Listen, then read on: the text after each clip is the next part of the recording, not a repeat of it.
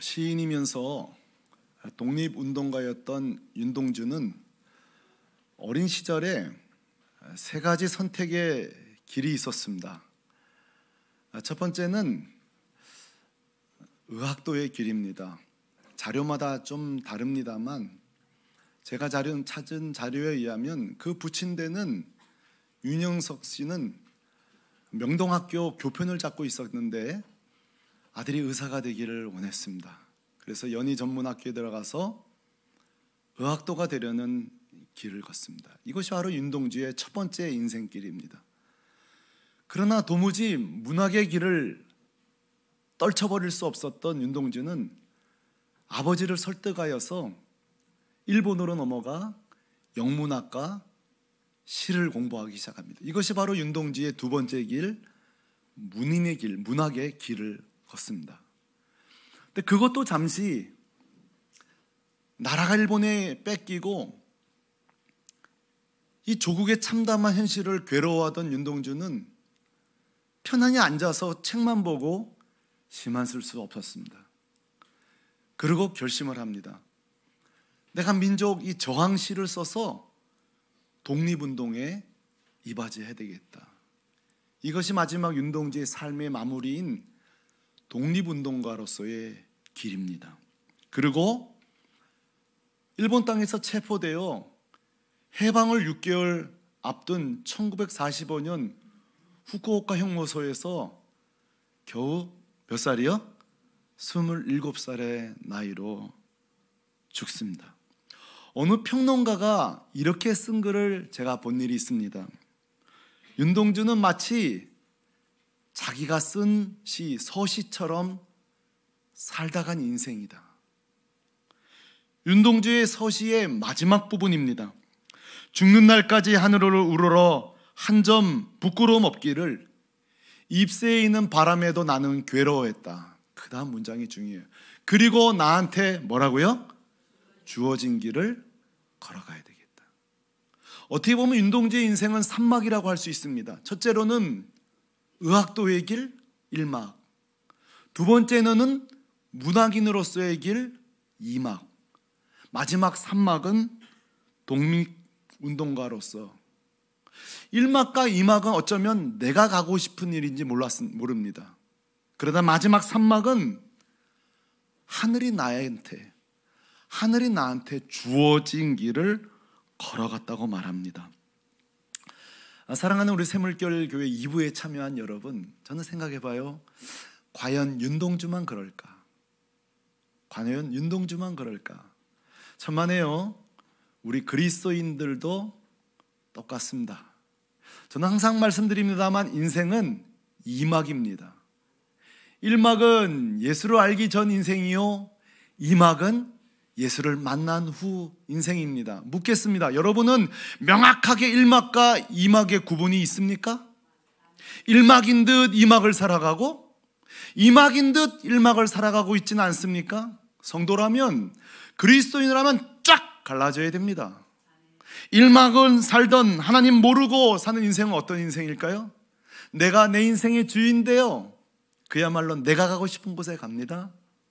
내가 하고 싶은 일을 합니다. 내 만족을 위해 살아갑니다. 온통 내 관심대로 온통 시간을 다 쓰고 사는, 이것이 우리의 인생 1막이죠. 그러나 여러분, 2막이 뭐예요? 온 세상의 주인 되신 하나님을 만납니다. 그리고 우리가 전율을 합니다. 내가 주인 아니었구나. 여러분 믿습니까? 내 인생의 주인이 하나님이라는 걸 알게 됩니다.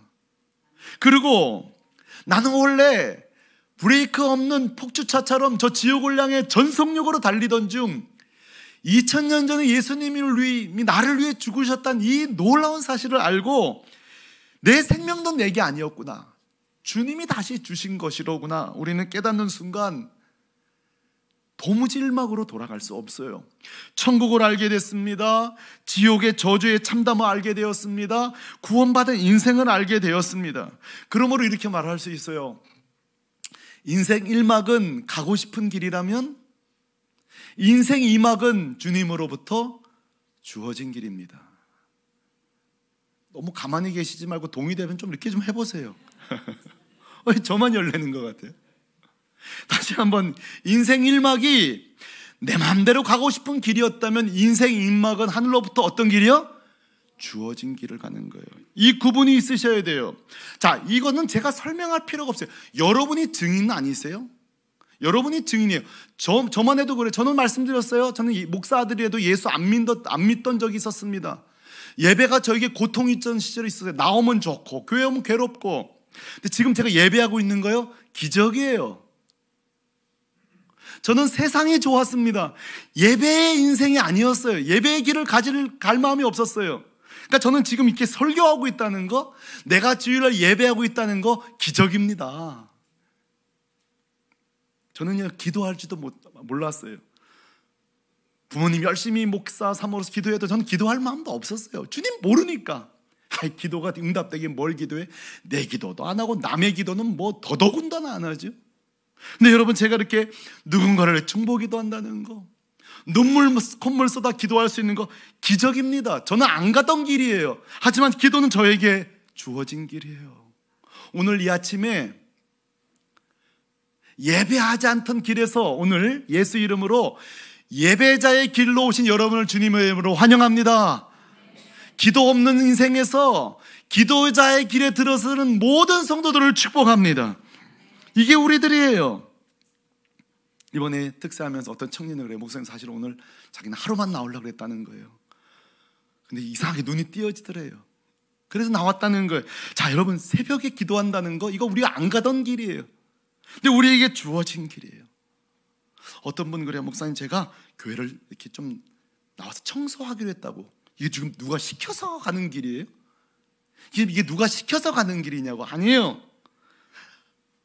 하늘이 나한테 주어진 길을 걸어가야겠다.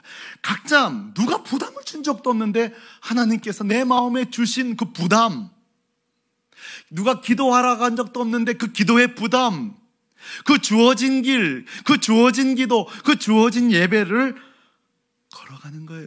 이게 바로 우리 인생 이막이에요. 어느새 우리는 주님께 주어진 예배를, 주어진 길을 지금 걷고 있는 중입니다. 저는 오늘 아침 인생 1막 오로지 가고 싶은 길만 가다가 예수 그리스도 생명이 준 구세주 예수 만나고 2막 주어진 길을 걸어가는 분들을 오늘 아침에 좀 소개할까 합니다. 성경의 사람도 제가 소개할 거고요, 우리 주변에서 만난 사람도 제가 소개할 거고, 역사 속에 있는 성도 설교할 거예요. 시간 되는 대로 하다가 시간 되면 중단하겠습니다. 자, 오늘 이 설교를 들을 때에 그래 나도 이제 그저 나 중심에 내가 가고 싶은 길 가지 말고 나도 주님 나에게 주시는 부담, 주님 나에게 촉구하시는 그 음성 따라 나도 나한테 주어진 길을 가봐야겠다, 여러분 결단하는 이 아침 되기를 소망합니다. 오늘 가고 싶은 길이 아니라 주어진 길을 간 첫 번째 소개할 사람은 아브라함입니다. 아브라함은요, 정말 운 좋은 인생입니다. 왜 운 좋은 인생이냐? 태어나 보니 최고의 도시인 거예요. 우리나라 지금 몇 년째, 13년째인가 과천이 살기 좋은 도시 1위더라고요. 그러니까 지금을 하면 아브라함이 태어나 보니 과천인 거예요. 이 아브라함이 태어난 그 당시 땅은 메소포타미아. 메소포타미아는 4대 문명 중에 하나인 거 아시죠? 이 4대 문명 중 하나인 이 메소포타미아, 이 최고의 땅, 아브라함은 딴 생각할 필요 없어요. 길을 쓰고 그 땅에 있으면 되는 거예요. 어디 갈 생각할 필요 없어요. 그냥 여기서 살아가면, 이 길을 걸어가면 되는 거예요. 여기서 그냥 잘 먹고 잘 살면 되는 거예요. 그런데 창세기 12장에 하나님을 만납니다. 가고 싶은 땅, 가고 싶은 길 가던 아브라함을 동작거만, 그리고 하나님이 그에게 새로운 길, 나한테 주어진 길을 허락하십니다. 그리고 이런 얘기를 하세요. 이미 메소포타미아 자체가 복인데, 여기가 대박 땅인데 2절에 희한한 말씀을 하십니다. 제가 읽어보죠. 내가 너로 큰 민족을 이루고 내게 복을 주어 내 이름을 창대하게 하리니 너는 뭐가 될지라? 복이 될지라. 이미 복인데 뭘 또 무슨 복을 주겠다는 거예요? 그런데 보세요. 아브라함은 얼마든지 거절할 수 있어요. 하나님, no thank you. 여기가 이미 복입니다. 그럴 수 있는데 아브라함이 가던 길을 멈추고 주어진 길을 과감하게 걸어가면서 나아갈 적에 히브리 기자가 이 장면을 묘사를 해놨더라고요. 11장 8절에 이 아브라함의 이 행보, 이 행진을 이렇게 묘사하고 있습니다. 다 같이 시작. 믿음으로 아브라함은 부르심을 받았을 때에 순종하여 장래의 유업으로 받을 땅에 나아갈새 갈 바를 알지 못하고 나갔으며 아멘. 자, 아브라함은 가고 싶은 길이 이게 아니었거든요. 근데 하나님으로부터 훅 들어온 거예요. 내 안에 주어진 길이 들어온 거예요. 진짜 영광이. 그러고 나서 이 하나님의 관점으로 메소포타미아 땅을 보니까 우상 숭배로 가득 차 있는 거예요. 죄악으로 가득 차 있는 거예요. 새물교 성도 여러분에게도 이런 눈이 띄어지는 역사가 있기를 바랍니다. 눈이 띄어지는 거예요. 여러분, 아브라함만 이런 은혜를 받았습니까? 우리도 마찬가지예요. 우리도 예수 믿기 전에 인생 1막 때에는 이 세상이 살기 좋은 세상, 놀기 좋은 세상, 즐기기 좋은 세상, 너무너무 좋은 세상, 노세 젊어서 노세, 이런 세상이었어요. 그러나 구원의 관점, 천국과 지옥의 관점, 영원한 생명의 관점으로 보면 뭐예요? 이 땅은 죄 많은 이 세상은 내 집 아니네. 이 찬양이 나오는 거예요. 죄 많은 이 세상은 내 집 아니네. 첫 번째로 저는 소개했습니다. 가고 싶은 길이 아니라 하나님 만나고 주어진 길, 믿음의 조상길 걸어간 아브라함을 소개했습니다. 여러분에게 이런 은혜 있기를 바랍니다. 두 번째, 가고 싶은 길이 아니라 주어진 길을 간 사람은 외국분이세요. 우리에게 잘 알려진 헨리 나우엔입니다. 상처 입은 치유자, 영적 발돋움 등 50권의 책이 한국에 다 번역돼서 정말 우리말로 대박나게 팔렸습니다. 헨리 나우엔은 심리학을 공부하고 신학을 공부했는데요, 진짜 이런 분을 보면 좀 화나요. 천재예요, 천재. 심리학이면 심리학, 신학이면 신학. 얼마나 인기가 많았냐면 노트르담 대학, 예일 대학, 하버드 대학에서 서로 모셔가려고 그렇게 유명한 교수였어요. 쓰는 책마다 전부 다 베스트셀러가 됐어요. 어느 학교 교회든 모셔가고 싶은 명강사였어요. 그야말로 우리는 이런 걸 전성기라고 해요. 인생의 전성기 말이죠. 자, 그러나 보세요, 마음에 평안이 없어요. 아무리 화려하게 살아도 이상하게 마음이 평안이 없어요. 주의 일을 안 하는 게 아니잖아요. 주님의 일을 하잖아요. 근데 마음이 이상하게 평안이 없어요. 그리고 기도해요. 주님, 왜 이렇게 내 안에 평안이 없죠? 그러던 중 하나님의 음성을 듣습니다. 그 음성은 뜻밖의 이것이었습니다. 너가 가장 연약한 자들과 함께 네 생을 마무리해라. 누구랑요? 연약한 자들. 가장 연약한 자들과 함께 너의 생을 마무리하거라. 그 음성을 듣는 순간에 갑자기 떠오르는 게 수년 전에 자기가 페루를 방문했을 때에 빈민가를 며칠 동안 섬기면서 내가 제일 행복했던 시절이 딱 떠오르는 거예요. 빈민가 그러면 항상 떠올렸던 게 페루의 그 빈민가. 그리고 그 며칠이 어디에서 강의를 하든 어디서 뭘 하든 제일 행복했거든요. 주님의 음성을 듣자마자 딱 떠오른 게 페루의 그 빈민가였던 거예요. 그렇지만 페루로 간 것이 아니라 그가 이미 있는 캐나다 토론토에 보니까 장애인 공동체가 있는 거예요. 제가 토론토 갔을 때 여기 한번 꼭 방문하고 싶었는데 가지를 못했는데 토론토에 가면 데이브레이크라는 장애인 공동체가 있습니다.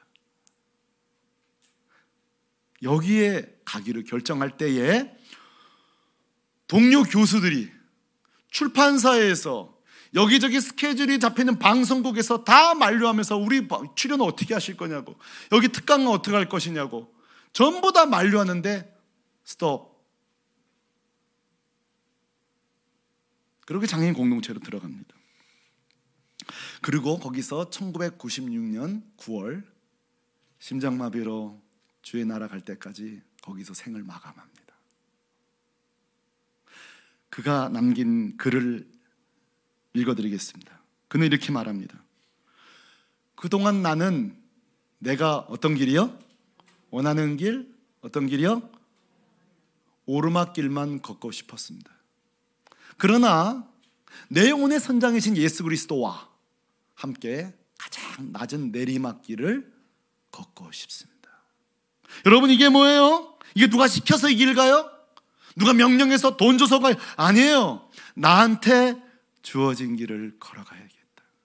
하나님만이, 우리 주님이 가신 그 길을 나도 가고 싶은 거예요. 여러분, 이런 열망이 여러분들에게 있기를 소망합니다. 이번 특세 기간 동안에 노숙자들을 섬기고 이런 분들이 무슨 짐으로 그 길 갔겠어요? 아니에요. 하나님이, 야 명희야, 너가 영등포에 있는 그 노숙자들과 함께하기 원해. 나한테 주어진 길이 내 영혼 속으로 빨려 들어온 거예요. 우리 힘이 아니에요. 그가 순종한 거예요. 가고 싶은 길이 아니라 주어진 길을 걸어간 헨리 나우엔을 여러분에게 소개했습니다. 세 번째입니다.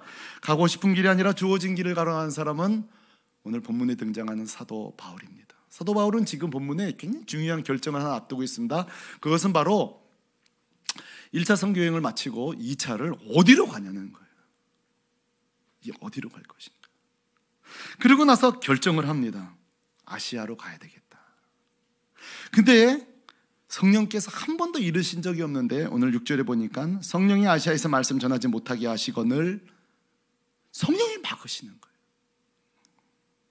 자, 여기서 말하는 아시아는 우리가 말하는 한국, 중국, 일본이 아니라 터키 지역 소아시아를 말해요. 우리 아시아 갔는데 옛날에 서영 공부할 때 같이 공부하는 우리 어떤 권사님이 이때 한국에 들어왔어야 되는데 왜 성령이 막으셔가지고 한국에 복음이 안 들어가니까 옆에서 권사님이 맞아 너무 안타깝고 너무 은혜를 받고 있어가지고 이거를 알려드려 말이요. 네. 거기 아닙니다. 여기 아니라 소아시아 터키 지역을 말하는 거예요. 성령님이 막으세요. 근데 보세요, 바울이 몰라요. 이 성령이 막으시는 걸 모르니까 7절에 보니까 고집을 피워요.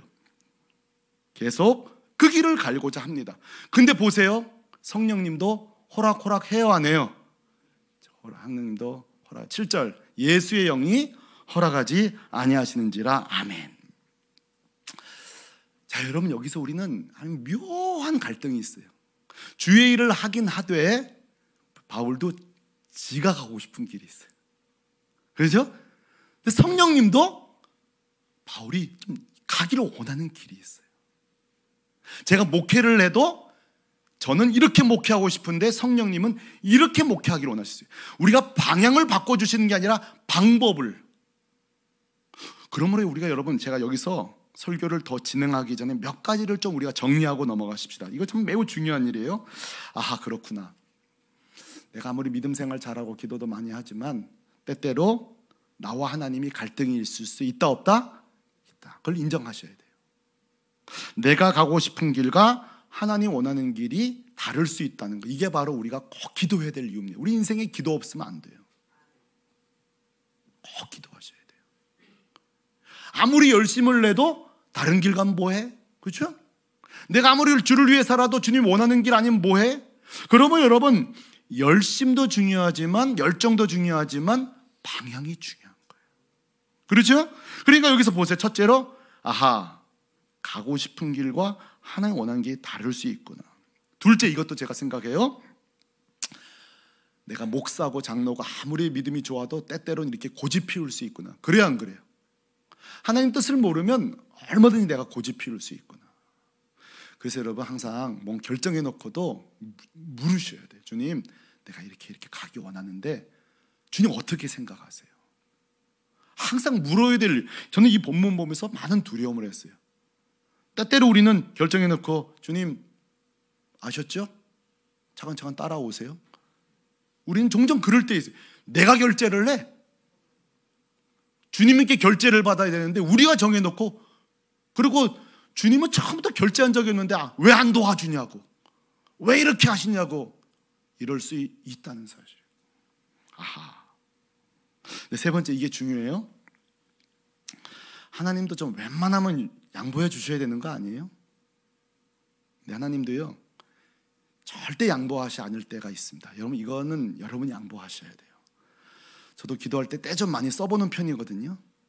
근데 안 통할 때가 있습니다. 너무 중요한 일은 하나님이 양보하지 않습니다. 양보하지 않습니다. 그래요, 안 그래요? 그래서 여러분, 이렇게 묻고 싶어요. 한번 이게 실감이 안 나실 텐데, 잘못된 길은 막아주시는 게 은혜예요. 그래요, 안 그래요? 가야 될 길은 파도라도 헤치고 우리 가야 되지만 어떤 거는 막아주시는 게 아니에요. 우리 그래서 종종 이럴 때 있잖아요. 그때 내 기도대로 됐으면 큰일 날 뻔했다고. 다 표정들이 시침에 떼고 있는데 그런 적 있잖아요. 없어요? 그때 내 기도대로 됐으면 어떻게 할 뻔했어요. 그때 여러분 기도대로 그 남자 만났으면 어떻게 할 뻔했어요. 지금 이분 만났으니까 잘 살고 있는 거예요. 지금 반대예요? 네 번째로 중요한 것은 오늘 환상을 통해 바울을 너 그렇게 모르겠냐면서 마게도냐 환상을 통해 드디어 바울이 손바닥을 치면서 아하, 하나님 뜻이 먼저 유럽이 먼저였구나 하고 비로소 유럽으로 갔잖아요. 그러니까 하나님은 참 감사한 분이에요. 우리가 정말 바보 멍충이 돼서 고집 피우더라도 반드시 알려주시는 게 얼마나 감사한지 몰라요. 그럴 수 있잖아요. 야, 정철이 저놈 천사들 모여봐. 우리도 할 만큼 했다.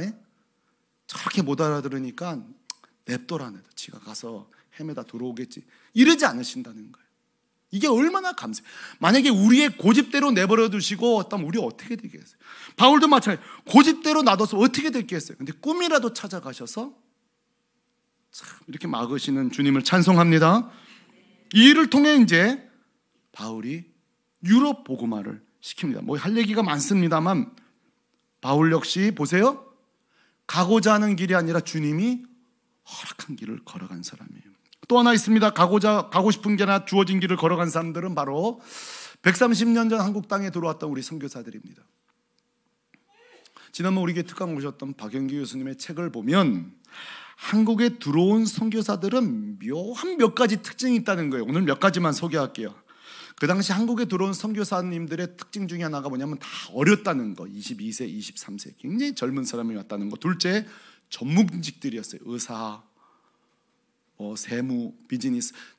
굉장히 유명한 전문가들이었다는 거예요. 근데 세 번째가 이걸 오늘 제가 말하고 싶어요. 그것은 뭐냐면 대부분이 원래 한국이 조선이 아니었어요. 예를 들어 보겠습니다.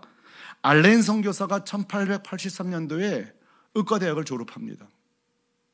그리고 10월 달에 원래 목표가 어디냐면 중국이었어요. 그리고 중국으로 10월 달에 도착합니다. 알렌 선교사가. 그런데 그 당시 이 1883 10월 요 당시가 중국이 반서양 문화 운동이 펼쳐지면서 선교사들 단 한 사람도 발을 디딜 수 없을 정도로 핍박이 심한 거예요. 그러니까 할 수 없이 그 다음해인 1884년 9월 달에 제물포항으로 조선으로 들어온 거예요. 그러니까 아주 들어온 게 아니라 잠시 피하러 들어왔을 그때에 갑심정변이 일어나면서 알렌이 의사잖아요. 근데 그때 명성황후의 조카인 민영익이 부상을 입을 때에 알렌 선교사가 완치를 시켜줍니다. 이게 놀라운 하나님의 섭리인 거예요. 그 일을 통해서 제중원 병원을 세우고 잠시 왔던 이 조선 땅에 뼈를 묻는 일이 벌어진 거예요. 알렌이 이렇게 말합니다. 그의 일기에. 나는 평생 뭐를 꿈꾸고 살았다고요? 중국을 꿈꾸고 살았지만 주님이 내게 어떤 길이요? 허락한 길은 어디예요? 조선이었다는 거예요. 한 분만 더 봐요. 토마스 선교사 아시죠? 제너럴 셔먼호를 타고 와서 대동강에 내리자마자 참수되었던 토마스 선교사는 1859년 런던 대학교를 졸업합니다. 그 아내 이름이 캐롤라인이에요. 이분도 마찬가지로 중국이 자신들의 선교지였습니다. 24살에 중국 땅을 밟습니다. 근데 세상이 도착해 보니 이 중국 선교가 내 뜻대로 되질 않아요. 첫째, 선교가 어려운 게 아니라 미리 와 있는 선배 선교사들이 텃세가 너무 심한 거예요. 왕따시키는 거예요. 그러니까 이게 선교사들이 도와줘야 되는데 이렇게 텃세를 부리니까 너무너무 괴로운 거예요. 또 하나 너무 고통스러운 일이 벌어집니다. 그 안에 캐롤라인이 병으로 사망하게 됩니다. 그리고 토마스가 충격을 받습니다. 어느 정도 충격을 받느냐? 선교사를 중단해 버립니다. 그리고 자기 비즈니스 전공이 세관 쪽이니까 취업을 해버렸어요. 그냥 난 더 이상 예수를 위해 살지 않겠다고 취업해버립니다. 그때에 하나님 아까 뭐라 그러셨죠? 환상 중이라도 바울을 찾아오시고 어떻게든지 설득하시죠? 주님이 그렇게 말씀하시더래요. 선교하러 와서 너는 지금 뭐하고 있느냐? 조선 땅으로 가거라. 자, 원래 선교지가 중국이라고 그랬죠? 너는 선교하러 와서 도대체 뭘 하고 있냐? 그러고 조선 땅으로 한 거예요. 그러니까 이 사람이 비즈니스 하던 사람이니까 상선, 제너럴 셔머 상선을 타고 들어온 거예요. 들어와서 성경책 뿌리고, 그때 성경 받은 사람이 박충건 이런 사람들이 그 성경 받고 그걸 성경 걸로 받아가지고 간 이유가 집 종이가 귀하니까 집 도배하려고 가져간 거예요. 박충건이가. 근데 도배해서 하늘 잘 때마다 쳐다보니 온 방에 뭐가 붙어 있어요? 그 예수 믿은 거예요. 도배지를 쓰려고. 놀라운 일이에요. 토마스는 거기서 성경 2권 나눠주고 참수되어 죽습니다. 여러분, 이런 것들이 뭐예요? 지금 전부 다 내가 가고 싶은 게 아니라 나한테 주어진 길을 걷고 있는 거예요. 여러분, 이런 사람들은 우리 주변에도 많습니다. 작년인가요? 우리 교회 왔던 그 일본 선교사 김병수 선교사, 그분은 여러분 원래 경희대학교 호텔 경영학과 나온 요리사입니다. 실력 좋은 요리사입니다. 그리고 신라호텔 요리사로서 젊은 나이에 아주 요리를 잘하기 때문에 승승장구하다가 제 기억이 맞다면 신라호텔에서 일본으로 일본 요리 좀 배우라고 보냈는데 전문 용어로 배신 때리고 거기서 예수 믿고 선교사가 된 거예요. 그리고 지금 저분이요, 일본 선교 거의 안 되거든요. 여긴 됩니다. 매일 뭘 하니까? 맛있는 요리를 합니다. 여러분, 일본 선교 어렵다고요? 저분이 가서 벌써 교회를 몇 개를 세웠습니다. 저기도 지금 교회 1, 2년밖에 안 했는데 벌써 저렇게 모이고 있어요. 자, 내가 가진 게 요리인데 이 요리가 내 길인 줄 알았다는. 근데 여러분, 복음의 요리사가 됐습니다. 교회 이름도 요리사 있으니까 생명의 떡교회. 생명의 떡교회예요. 여러분, 지금 계속 이 아침에 시간 가는 줄 모르고 소개하는 이유가 뭐예요? 주님 앞에 그 아버지의 시선으로 이 땅을 바라보면서 나도 모르게 나한테 주어진 길을 발견하는 거예요.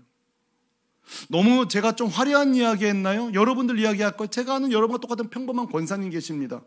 그분은 너무너무 선교하고 싶고, 나이도 이제 50대 60대 되는데 할 줄 아는 것도 없는데 선교는 하고 싶고, 그러니까 어떻게 하는지 아세요? 어떤 분이 그 다문화 사역을 나보고 같이 하자. 그러니까 나는 할 줄 아는 게 아무것도 없는데 뭘 내가 다문화 사역하니까, 권사님 떡볶이 잘 만들잖아. 떡볶이로 뭘 하라고요? 용산에서, 이태원에서 다문화 그 외국인들에게 떡볶이 만드는 법을 가르쳐가지고요, 떡볶이 만들어서 지금 네이버에서 잘 팔리고 있습니다. 에이, 나는 떡볶이밖에 할 줄 모르는데. 근데 여러분, 떡볶이가 이 몇 사람이 이걸 먹고 살면서 복음을 받아들이고 요리를 하고 그걸로 이 다문화 자매들이 생활을 하게 되어지고, 아, 그렇구나. 내가 가진 직업, 내가 가진 재능이 내가 가고 싶은 길, 내가 원하는 인생이지만 주님 손에 올라갈 때에 주어진 길을 걸어갈 수 있는 거구나. 나에게 허락된 길을 걸어갈 수 있는구나. 사랑하는 성도 여러분, 전 오늘 이 아침에 여러분은 직업을 바꿔서 저보고 저처럼 목사가 되라, 선교사가 되라는 뜻이 아닙니다. 생뚱맞게 새로운 일을 하라는 뜻이 아닙니다. 제가 오늘 이 아침에 주님께서 우리에게 촉구하시는 것은 내가 가진 것이 요리든 떡볶이든 노래든 뭐든지 다 좋습니다. 주님을 위해 사용하실 수 있습니다. 얼마든지 내가 주님이 원하는 그 길을, 허락된 길을 갈 수 있습니다. 여러분, 마음껏 사용하시기를 바랍니다. 뭐든지 하시기를 바랍니다. 이 말씀은 먼 데서 찾을 필요 없습니다. 내일 아침에 출근하는 길에 누군가에게 복음을 전하는 일, 그게 나에게 주어진 길을 걸어가는 것입니다. 교회의 한 구석을 청소하는 일, 그것도 나에게 주어진 길을 걸어가는 것입니다. 이웃들에게 친절을 베풀면서 복음의 토양을 만드는 일, 그것도 나에게 주어진 길을 걸어가는 것입니다. 우리 복음성가 많이 만든 그 고영원 선교사, 물이 바다 덮음같이, 고영원 선교사님을 제가 종종 사석에서 만납니다. 대화해보면 참 인품인도 좋고, 그런데 내가 한 번은 그런 대화에서 이분이 북한 선교에 목숨 걸고 있거든요. 한번 물었어요. 선교사님, 어떻게 북한 선교 들어가지도 못하는 그 땅을 품고 어떻게 그렇게 기도하냐고. 그러니까 그분이 그런 얘기예요. 자기가 젊을 때에 그때 한국과 우리나라, 북한과 우리나라가 교류가 좀 있을 때에 평양 땅에 한번 방문해서 간 적이 있다는 거예요. 그리고 평양 땅 그 사람들이 보여주고 싶은 그 땅을 보여준데 너무 화려하고 뭐 조천의 평양시내요. 저는 안 가봤습니다만. 근데 그 방에서 이 평양 땅을 쭉 바라보는데 주님이 누가 이 땅을 위해서 울겠냐고, 누가 이 차디찬 이들을 위해 기도하겠냐고. 이렇게 남북이 대치되어 있는데 이제 실향민들은 다 소천하고 이제 북한에 대해서 가슴으로 기도한 자가 사라지고 있는 이 마지막 때에 누가 이 북한을 위해 기도하겠냐고 그 촉구를 주시더래요. 그 창문을 내다보는데 그때 쓴 노래들이 지금 우리가 부르고 있는 부흥 노래들이에요. 제 기억이 맞다면 세상 모든 민족이 구원을 받기까지 쉬지 않냐, 이 또 평양 땅에서 하나님이 나에게 주어진 길을 바라보면서 내가 한국 돌아가면 이 땅을 깨워서 다시 북한을 위해 기도하게 만들어야 되겠다. 그날로부터 이제 목사님 나는 나에게 주어진 이 북한 땅을 위해 걸어가겠다고 저에게 이야기하는 걸 들었습니다. 사랑하는 성도 여러분, 이것입니다. 누가 시킨 것도 아니요, 부담 주는 것도 아니나 내 안에 하나님이 슬며시 들어와서 장애인들을 위해 이 일을 해주겠니? 연약한 자를 이 일을 해주겠니? 하면서 우리에게 주어질 때에 거기 누구 없어? 이게 아니라 주님 내가 한번 그 길 가보겠습니다. 여러분 한번 다짐하고 거창하지 않아도 좋습니다. 오늘 나에게 주어진 길을 걸어가는 여러분 되시기를 주님의 이름으로 축원합니다.